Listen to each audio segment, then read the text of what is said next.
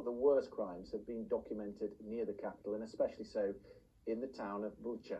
Again, a warning about some of the pictures we're about to show you. These are the bodies that were found strewn across streets in the town after the Russians had pulled back. Some with their hands tied behind their backs, some of them shot in the head, execution style.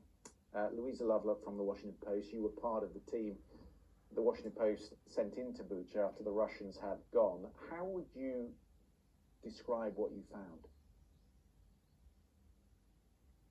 And I think as a journalist, when you go into these situations, it's very rare that you have the evidence as fresh on the ground as it was.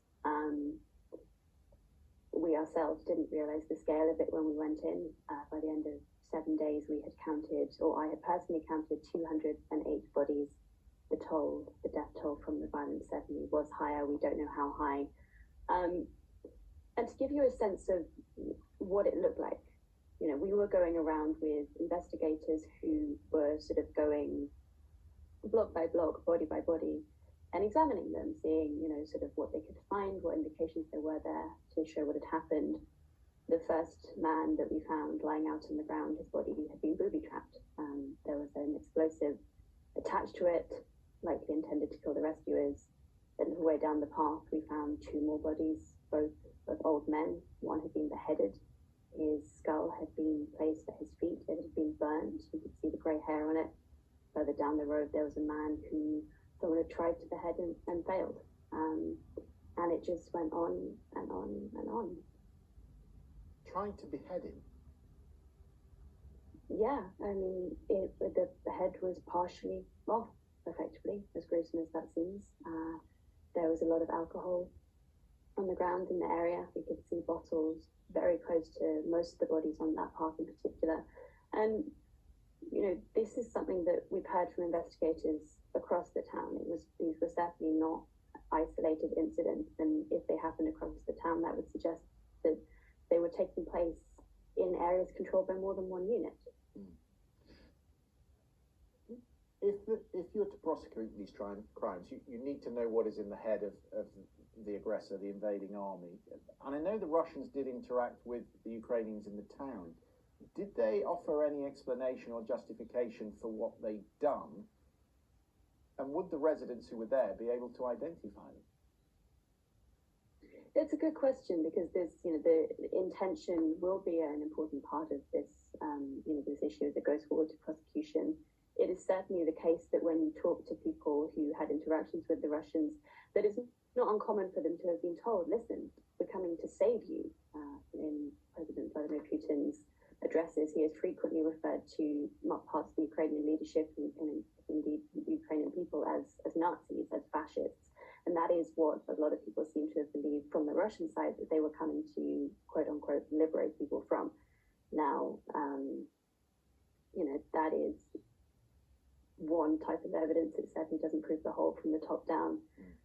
Whether or not people could identify the soldiers, it might be difficult when you consider that while these crimes were taking place above ground, while people were being sort of shot in the street, there was also heavy shelling, and as a result, civilians by and large were hiding in their basements. And while you hide in the basement, it's very difficult to see what's happening.